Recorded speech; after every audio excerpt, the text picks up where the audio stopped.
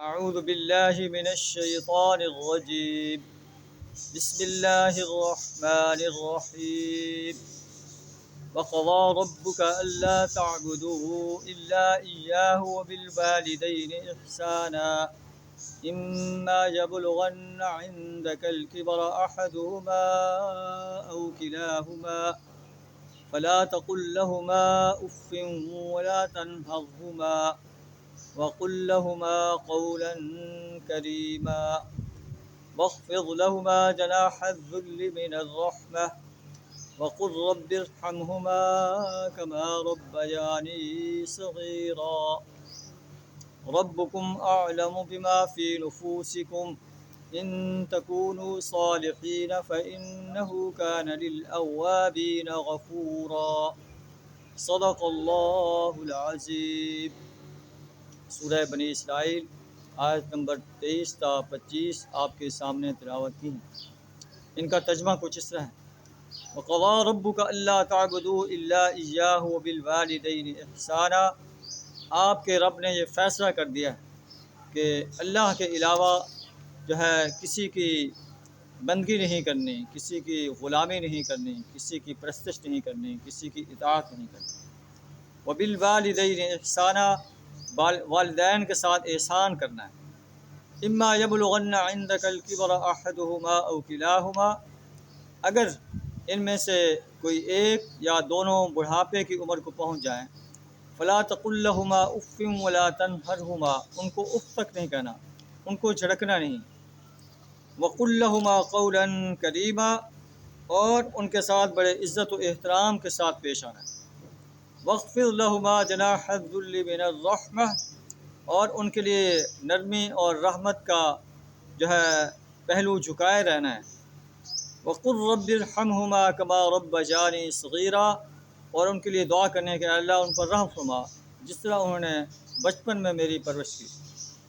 ربکم اعلم بما فی نفوسکم، تمہارا رب جانتا ہے جو کچھ تمہارے دلوں میں ہے.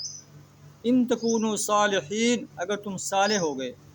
فإنہ کان للأوابین غفورا، وہ ان لوگوں کو معاف کرنے والا ہے جو اواب ہیں، اللہ کی طرف رجوع کرنے والے ہیں. ان 3 آیات کے اندر اور ان 2 رکوع کے اندر جو ہے اللہ تبارک و تعالی اسلام کے وہ سنہری اصول بیان فرما رہا ہے، اسلام کا منشور بیان فرما رہا ہے. ایک اسلامی اسٹیٹ کے اندر جو ہے اسلام کے کیا اصول ہوں. یہ سورت چونکہ مکہ مکرمہ کے آخری دور میں نازل ہوئی، ہجرت سے 1 سال پہلے نازل ہوئی. اللہ تبارک و تعالی نے نبی صلی اللہ علیہ وسلم کو اسلام کا یہ منشور دیا کہ آپ نے 1 سال بعد مدینہ منورہ کے اندر ایک اسلامک اسٹیٹ کے سربراہ کی حیثیت سے اور اللہ کے رسول کی حیثیت صلی اللہ علیہ وسلم کی حیثیت سے جانا ہے. آپ نے مدینہ کی اسلامک اسٹیٹ کے اندر اس منشور کو قائم کرنا ہے، ان اصولوں کو قائم کرنا ہے. تو سب سے پہلا اصول جو ہے وَقَضَىٰ رَبُّكَ أَلَّا تَعْبُدُوا إِلَّا إِيَّاهُ، آپ کے رب نے یہ فیصلہ کر دیا ہے کہ اللہ کے علاوہ کسی کی بندگی نہیں کرنی، کسی کی پرستش نہیں کرنی، کسی کی غلامی نہیں کرنی، کسی کی اطاعت نہیں کرنی. اللہ کے حکم کے مقابلے میں کسی اور کے حکم کو نہیں ماننا، اللہ کی حاکمیت کے مقابلے میں کسی اور کی حاکمیت کو تسلیم نہیں کرنا.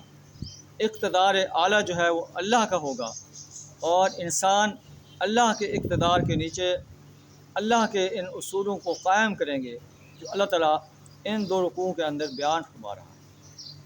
وَقَضَىٰ رَبُّكَ أَلَّا تَعْبُدُوا إِلَّا إِيَّاهُ، آپ کے رب نے یہ فیصلہ کر دیا ہے کہ اللہ کی عبادت نہ کرو، اللہ کی عبادت کرو اور اللہ کی عبادت کے علاوہ کسی کی بندگی نہ کرو. تو مختلف بادشاہ حکمران جو ہیں وہ اپنی رعایا سے اپنی بندگی کرواتے تھے، اپنی اطاعت کرواتے تھے، اپنی غلامی کرواتے تھے. فرعون کو دیکھو کہ فرعون کہتا ہے وَنَادَىٰ فِرْعَوْنُ فِي قَوْمِهِ قَالَ يَا قَوْمِ أَلَيْسَ لِي مُلْكُ مِصْرَ وَهَٰذِهِ الْأَنْهَارُ تَجْرِي مِن تَحْتِي أَفَلَا تُبْصِرُونَ. فرعون نے اپنی قوم کو کہا اے میری قوم کے لوگوں، کیا ملک مصر کا اقتدار میرے ہاتھ میں نہیں ہے؟ میں اقتدار اعلیٰ کا مالک ہوں، اور یہ نہریں جو ہیں میرے محلات کے نیچے سے چل رہی ہیں، میرے ملک سے نیچے سے چل رہی ہیں. افلا تبصرون، کیا تم بصارت سے کام نہیں لیتے؟ ایک اور مقام پر فرعون نے کہا کہ انا ربکم الاعلی، میں تمہارا سب سے بڑا رب ہوں، یعنی اقتدار اعلیٰ جو ہے وہ میرے ہاتھ میں ہے، میرا آرڈر جو ہے مصر پر چلتا ہے، تو میرے آرڈر کے مقابلے میں کسی اور کا آرڈر نہیں چلتا۔ اس کے ساتھ ساتھ وہ بتوں کا بھی پرستار تھا، وہ چاہتا تھا کہ میں جو ہے حضرت موسیٰ علیہ السلام کی رب کی اطاعت نہ کروں بلکہ میرا حکم چلے۔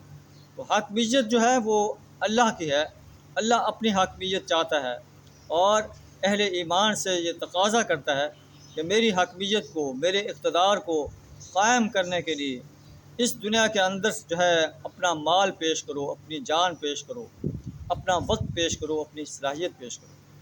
تو اللہ تعالیٰ فرماتا ہے کہ وَقَضَىٰ رَبُّكَ أَلَّا تَعْبُدُوا إِلَّا إِيَّاهُ، آپ کے رب نے یہ فیصلہ کر دیا ہے کہ میرے علاوہ کسی کی عبادت نہیں کرنی، خالصتاً میری بندگی کرنی ہے، وَبِالْوَالِدَيْنِ إِحْسَانًا، والدین کے ساتھ احسان کا سلوک کرنا ہے۔ تو اللہ نے اپنی بندگی کے بعد والدین کا جو ہے ان کے ساتھ احسان کرنے کا آرڈر دیا ہے۔ اسلامک اسٹیٹ جو ہے اس بات کا بندوبست کرے گی کہ والدین کے حقوق جو ہیں وہ اولاد جو ہے ان کو ادا کرے، ان کو ادا کرنے کی پابند ہے۔ اگر اولاد اپنے والدین کے حقوق ادا نہیں کرے گی تو اسلامک اسٹیٹ جو ہے ان کو ان کے ساتھ جو ہے ان کی گرفت کر سکتی ہے۔ اما یبلغن عندک الکبر احدہما او کلاہما، اگر ان میں سے ایک یا دونوں اپنے بڑھاپے کی عمر کو پہنچیں، فلا تقل لہما اف ولا تنہرہما، ان کے سامنے اف تک نہیں کہنا، انہیں جھڑکنا نہیں، وقل لہما قولا کریما، ان کے ساتھ بڑے عزت و احترام سے پیش آنا ہے، واخفض لہما جناح الذل من الرحمہ، ان کے لیے نرمی کا پہلو، رحمت کا پہلو جھکائے رکھنا ہے، اور ان کے لیے دعا کرنا ہے رب ارحمہما کما ربیانی صغیرا، اے ہمارے رب ہمارے ماں باپ پر رحم فرما جس طرح انہوں نے بچپن کے اندر ہماری پرورش کی تھی، ہمیں پیار و محبت سے، رحمت سے پالا تھا۔ ربکم اعلم بما فی نفوسکم، اللہ جانتا ہے جو کچھ تمہارے دلوں کے اندر ہے۔ بعض اوقات انسان جو ہے صحیح معنی میں اپنے والدین کی جو ہے حق ادا نہیں کر سکتا، حق ادا کرنے کی کوشش کرتا ہے۔ اللہ فرماتا ہے کہ اللہ تمہارے دلوں کے حال کو جانتا ہے۔ اگر تم سے اس بارے میں کوئی کوتاہی ہو رہی ہے، کوئی لغزش ہو رہی ہے، اگر تم خیر خواہی کے ساتھ والدین کی خدمت کر رہے ہو، ان تکونوا صالحین فإنہ کان للأوابین غفورا، اگر تم صالح بن کر اپنے والدین کی خدمت کرو گے، خیر خواہ بن کر اپنے والدین کی خدمت کرو گے، تو چھوٹی موٹی غلطیاں جو ہے اللہ معاف فرمانے والا ہے۔ اللہ اپنی طرف رجوع کرنے والے انسانوں کو معاف فرمانے والا ہے۔ اللہ سے دعا ہے ہمیں قرآن کی ان سنہری ہدایات کو اپنانے کی توفیق عطا فرمائے۔ وآخر دعوانا ان الحمد للہ رب العالمین۔